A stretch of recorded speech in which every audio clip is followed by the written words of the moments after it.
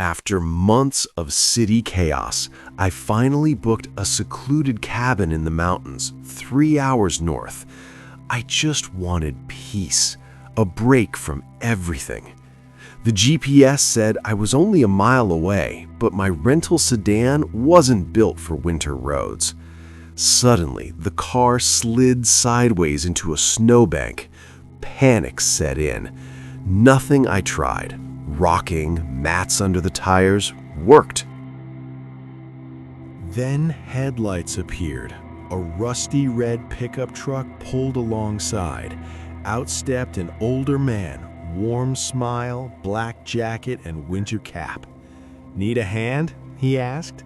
He hooked a chain to my car and pulled me back onto the road within minutes. "Name's Bill," he said, mentioning the cabin. I thanked him and drove the last mile, feeling relieved. If you love stories like this, hit that subscribe button. It keeps the suspense coming. Later that night, while washing dishes, headlights swept across the cabin. My stomach dropped. The red pickup, Bill's truck, was outside. I peeked through the blinds. The driver got out silently, carrying a large dark duffel and a crowbar. My breath caught. This wasn't a friendly visit. I grabbed the biggest knife. The side door rattled as he tried to pry it open. "I have a gun!" I yelled. He froze. After 10 seconds, footsteps retreated. I pushed furniture against doors, staying alert all night. Morning revealed the man had vanished. Bill appeared on the trail. "That wasn't me," he said.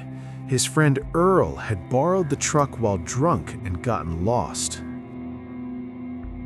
I grabbed the biggest knife. The side door rattled as he tried to pry it open. "I have a gun!" I yelled. He froze. After 10 seconds, footsteps retreated. I pushed furniture against doors, staying alert all night. Morning revealed the man had vanished. Bill appeared on the trail. "That wasn't me," he said. His friend Earl had borrowed the truck while drunk and gotten lost. A blizzard hit on day 3. Around 8 p.m., a faint shout pierced the storm. It was Bill, shivering, lost. I let him inside, wrapped him in blankets, made tea. I felt guilty suspecting him. But at 3 a.m., a whisper. "Did you bring the zip ties?" Not Bill. Someone else was inside. Panic surged. I barricaded the bedroom door with furniture, called 911. Outside, the storm raged, but the intruders vanished when the approaching lights reflected off the snow. I've always loved winter. The calm, the quiet. It's my escape. I booked a secluded cabin 3 hours north, advertised as a digital detox haven.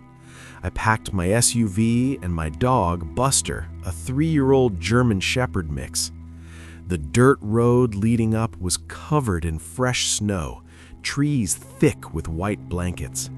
The cabin looked exactly like the photos, a single-story A-frame, giant floor-to-ceiling windows surrounded by a silent forest.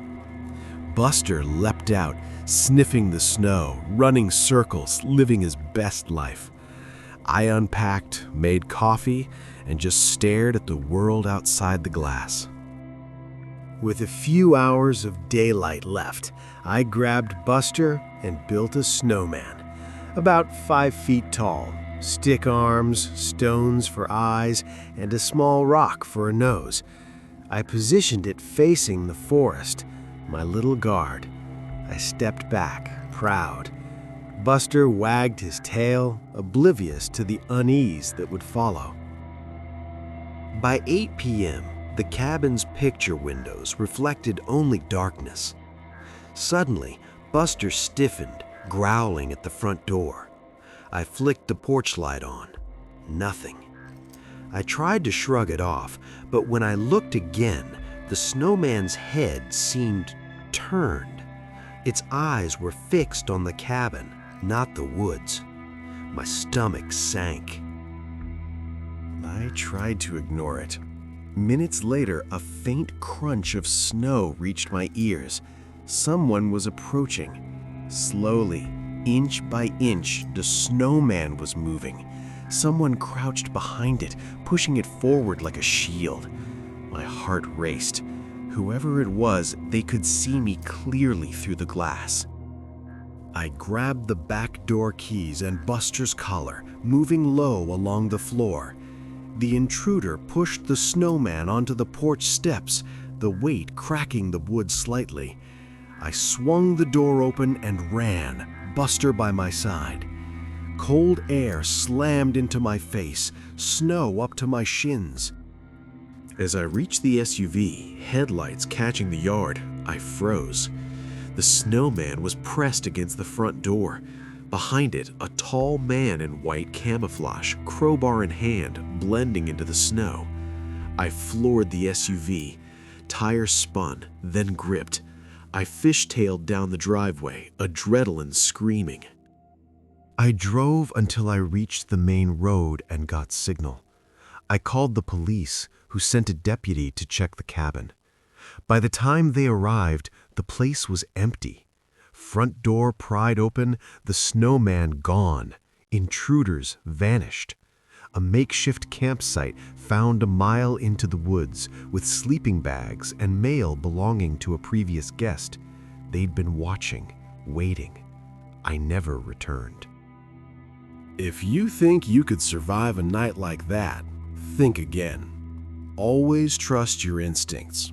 And if you want more chilling true cabin horror stories, make sure to hit that subscribe button and ring the bell.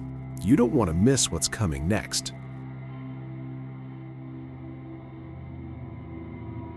I thought winter solitude would be relaxing. My cabin was tucked away on a snowy hill miles from the nearest town. I brought Buster, my German shepherd, excited for fresh snow.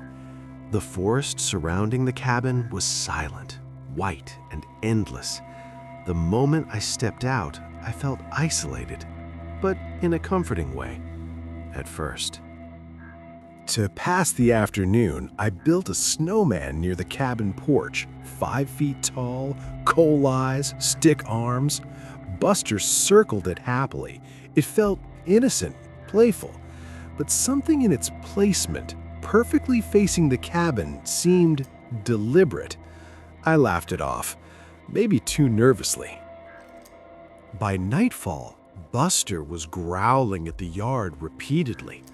I glanced out the window. The snowman's head appeared slightly turned. At first, I blamed my eyes, but the feeling of being watched intensified. The forest beyond was completely dark.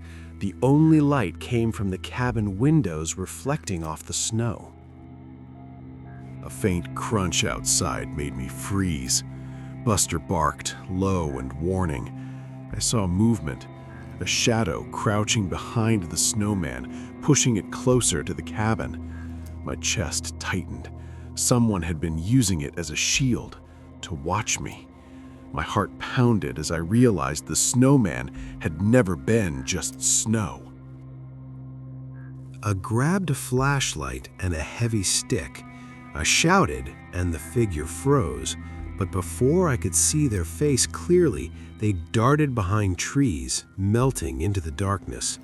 I ran to the SUV, Buster close behind, tires spinning in the snow.